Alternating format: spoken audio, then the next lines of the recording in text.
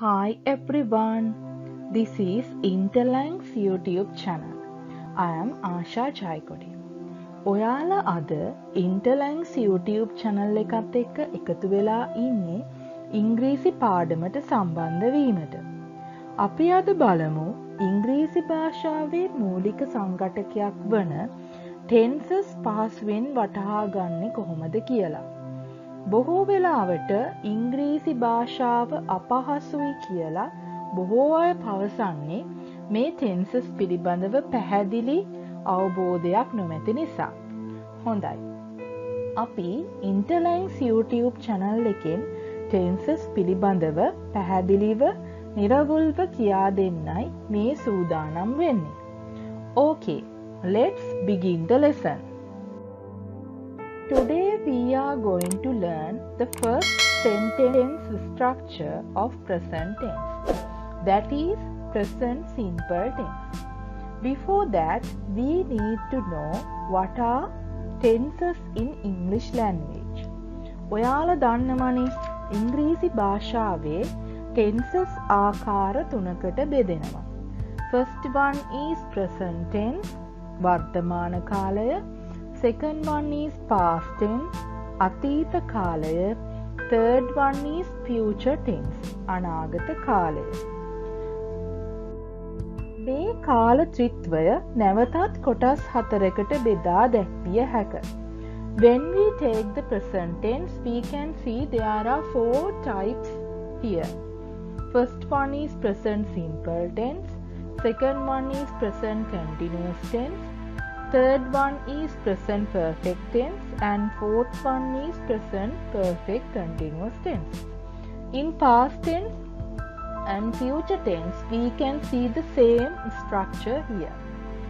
Okay, today we are going to learn the first tense of present tense, that is present simple tense. Present simple tense එකෙන් අපිට ක්‍රියාවක් කරයි යන අර්ථය ලබා දෙයි. Let's see the structure. When the subject is singular, we add s or es or else ies to the verb. මෙහිදී ප්‍රථම ආකාරය වන්නේ කර්තෘ ඒකවචන වන විට ක්‍රියාපදයට s හෝ es හෝ ies යොදනු ලබයි. ඉන්පසු වාක්‍යයට කර්මය එකතු කරනු ලැබේ. Second method is, if the subject is plural, we do not change the verb, we keep the verb in its base form. එසේම කර්තෘ බහුවචන වන විට ක්‍රියාවෙහි කිසිදු වෙනසක් සිදු නොකරයි. අපි ක්‍රියාව එහි මූලික ස්වරූපයෙන් තබනු ලැබේ. අපි තවදුරටත් මේ පිළිබඳව පැහැදිලි කරගමු.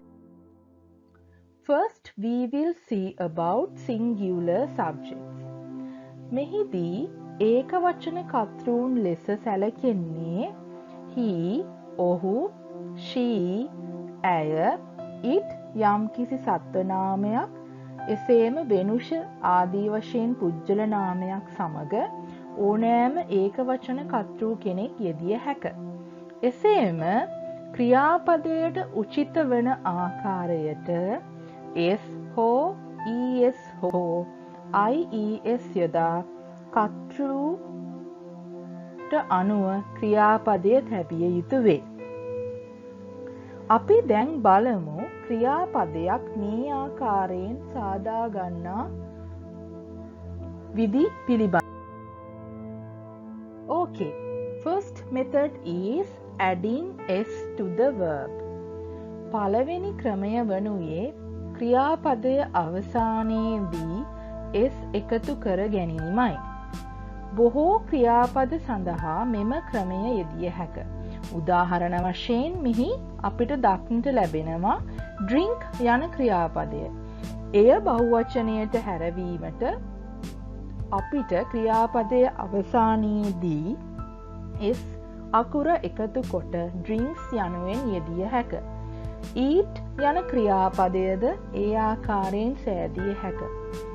talk කතා කරනවා යන පදයේද read කියවනවා යන පදයේද එම ස්වරූපයටම යෙදිය හැක. Second method, adding es. Verbs that end with sh, ch, o. මෙහිදී ක්‍රියාපදය sh, ch හෝ o අකුරු වලින් අවසන් වන විට ඒක වචන ස්වරූපයට හැරවීමට es යොදයි. As example, the first one is wash. wash කියන ක්‍රියාපදය අවසන් වී ඇත්තේ sh වලින්. එබැවින් එය ඒක වචනය ස්වරූපයට හැරවීමට අපි washes යනුවෙන් es යොදා සෑදිය යුතු වේ. catch යන ක්‍රියාපදය අවසන් වී ඇත්තේ ch වලින්. එහිදීද අප ඒක වචන ස්වරූපයට හැරවීමට ක්‍රියාපදයේ අවසානයේ es යොදා catches යනුවෙන් නිර්මාණය කළ යුතු වේ. go යන පදය අවසන් වී ඇත්තේ o අකුරෙනි. එබැවින් එයද ඒක වචන කර්තෘ කෙනෙක් සමග යොදන විට goes යනුවෙන් වෙනස් කළ යුතු වේ. Third method is adding ies. Verbs that end with y. ies යෙදීම තුන්වන ක්‍රමය යනුවෙන් දක්වා ඇත. මෙහිදී ක්‍රියාපදය y අකුරෙන් අවසාන වන විට y අකුර ඉවත් කොට ies යොදා ක්‍රියාපදය නිර්මාණය කරනු ලැබේ. උදාහරණ වශයෙන් cry. cry යන ක්‍රියාපදය අවසානයේදී y අකුර යොදා ඇත. එහිදී y ඉවත් කොට ies යොදා cries යනුවෙන් නිර්මාණය කර ඇත. එසේම try යන පදයේදී y ඉවත් කොට tries උත්සාහ කරයි යනුවෙන් නිර්මාණය කර ඇත. But we do not change the verb play into plays. It means play ends with y but we do not remove y and add ies here. නමුත් අපි විශේෂයෙන්ම මතක තබා ගත යුතුයි play යන ක්‍රියාපදය y අකුරෙන් අවසාන වුවද එය ඒක වචන කර්තෘ කෙනෙක් සමග යොදන විට y අකුර ඉවත් කොට ies ලෙස යොදනු නොලැබේ. එය සෑම විටම ඉංග්‍රීසි භාෂාවේ නීතියක් වශයෙන් play යන්න ඒක වචනයට හැරවීමේදී plays අවසානයේදී s අකුර යොදා නිර්මාණය කරනු ලැබේ. දැන් උදාහරණ කිහිපයක් බලමු. First one, he plays cricket. ඔහු ක්‍රිකට් ක්‍රීඩා කරයි. ඔහු යන්න ඒක වචනයි. play යන ක්‍රියාපදයේ යොදා ඇත. එය ඒක වචනයේ ස්වරූපයට හැරවීමට s අකුරක් එකතු කොට ඇත. Second one, she cooks rice. එහිදී she යන්න ඒක වචනයි. cook යන ක්‍රියාපදයේ යොදා ඇත. එයා ඒක වචනයට හැරවීමට අපි අවසානයේදී s එකතු කොට ඇත. It runs fast. ඌ වේගයෙන් දුවයි. it යන්න ඒක වචනයි. run යන ක්‍රියාපදයේ යොදා ඇත. එය ඒක වචන ස්වරූපයට හැරවීමට s එකතු කොට ඇත. Father goes to candy. මෙහි ඉතා විශේෂත්වයක් දක්නට ලැබේ. go යන ක්‍රියාපදය අවසන් වී ඇත්තේ o අකුරෙනි. එය ඒක වචන ස්වරූපයට හැරවීමට es එකතු කොට ඇත. Next one, she washes clothes. මෙහිදී wash යන්න අවසන් වී ඇත්තේ sh වලිනි. එය ඒක වචනයට හැරවීමට es යොදා ඇත. Last one, the baby cries loud. cry යන ක්‍රියාපදය y අකුරෙන් අවසන් වන නිසා y ඉවත් කොට ies යොදා ඇත. හොඳයි, අපි දැන් ඒක වචන කර්තෘ යෙදූ present simple වාක්‍ය නිර්මාණය කරන ආකාරය පිළිබඳව ඉගෙන ගත්තා. අපි දැන් බලමු බහුවචන කර්තෘන් සමග වාක්‍ය නිර්මාණය කරන්නේ කොහොමද කියලා. So this is the structure. If the subject is plural, we do not change the form of the verb. කර්තෘ බහුවචන වන විට ක්‍රියාපදයෙහි කිසිදු වෙනසක් සිදු නොවේ. අපි දැන් බලමු බහුවචන කර්තෘන් කිහිපයක්. මෙහිදී බහුවචන කර්තෘන් ලෙස I, මම, we, අපි, you, ඔබ, ඔබලා ඒකවචන බහුවචන යන අර්ථ දෙකින්ම යොදා ඇත. boys පිරිමි ළමුන්, teachers ගුරුවරුන් යන්න යොදා ඇත. මෙහිදී අප ඉතා වැදගත් කරුණක් මතක තබාගත යුතුයි.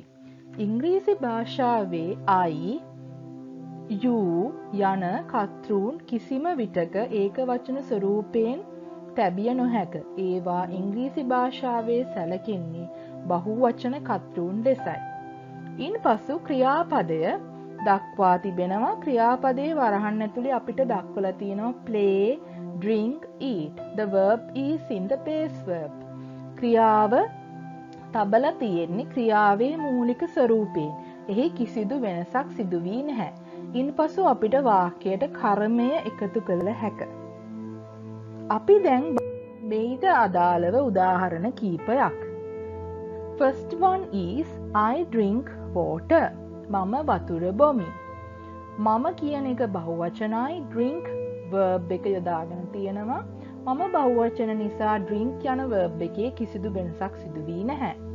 We learn English. අපි බහුවචනයි, එබැවින් learn යන්න යොදා ඇත. You read books. ඔබ බහුවචනයි, read යන්න යොදා ඇත. Boys participate the match. පිරිමි ළමුන් participate the match. සහභාගී වුණා තරගයට. මෙහිදී පිරිමි ළමුන් යන්න බහුවචනයි, එබැවින් participate යන ක්‍රියාපදයට කිසිදු වෙනසක් සිදු කර නැහැ. Last one, they play hockey. ඔවුන් හොකී ක්‍රීඩා කරයි. මෙහිදී ඔවුන් යන්න බහුවචන වන බැවින් play යන්නේ කිසිදු වෙනසක් සිදු නොවේ. Okay, now let's see what we learned. අපි දැන් බලමු අපි present simple tense එකේ මොනවද ඉගෙන ගත්තේ කියලා. So the first one is, if the subject is singular, we add s, es, ies to the verb. Then we add the object. If the subject is plural, we keep the verb as it is and add the object. Present simple tense එකින් කියවන්නේ කර්තෘ ඒකවචන නම් අපි ක්‍රියාපදයට ගැලපෙන ආකාරයට s හෝ eso, is යොදිය යුතුයි. එසේම කර්තෘ බහුවචන වන විට ක්‍රියාපදයේ කිසිදු වෙනසක් සිදු නොකරයි. අපි දැන් බලමු ඒකවචන කර්තෘන් මෙන්ම බහුවචන කර්තෘන් යොදා සාදාගත් උදාහරණ කීප. First one, I write letters. මම ලියුම් ලියනවා. එහෙම නැත්නම් මම අකුරු ලියමි. We play hide and seek. අපි හැංගි මුත්තන් සෙල්ලම් කරනවා. අපි කියන එක බහුවචන නිසා ක්‍රියාපදයේ වෙනසක් සිදු වෙලා නැහැ. You buy vegetables. ඔබ එළවලු මිලදී ගන්නවා. He studies Tamil. ඔහු දෙමළ ඉගෙන ගන්නවා. study කියන verb එක අවසන් වුණේ y අකුරෙන්. එබැවින් අපි he කියන එක ඒකවචන නිසා ඒකවචන කර්තෘන්ට ගැලපෙන ආකාරයෙන් ක්‍රියාව තැබීමට study යන ක්‍රියාපදයේ y ඉවත් කොට ies යොදයි. The monkey climbs trees. වඳුරා ගස් නගී. climb කියන verb එකට අපි අවසානයේදී s අකුරක් එකතු කරලා තියෙනවා. මොකද monkey කියන එක ඒකවචන නිසා. She grows plants. ඇය පැල වගා කරනවා. grow කියන verb එකට අපි s අකුරක් එකතු කරලා තියෙනවා. මක් නිසාදයත් she කියන verb එක ඒකවචන නිසා. It runs fast. Then last one, they built a house. they කියන එක බහුවචන හින්දා අපි built කියන verb එකේ කිසිදු වෙනසක් සිදු කරලා නැහැ. Okay, this is the present simple tense. මම හිතනවා අද ඉන්ටර්ලැන්ග්ස් වෙතින් ගෙනාපු මෙම ඉංග්‍රීසි පාඩම පිළිබඳව ඔයාලට මනා අවබෝධයක් ලැබෙන්න ඇති කියලා. I hope to meet you soon with another lesson. Thank you.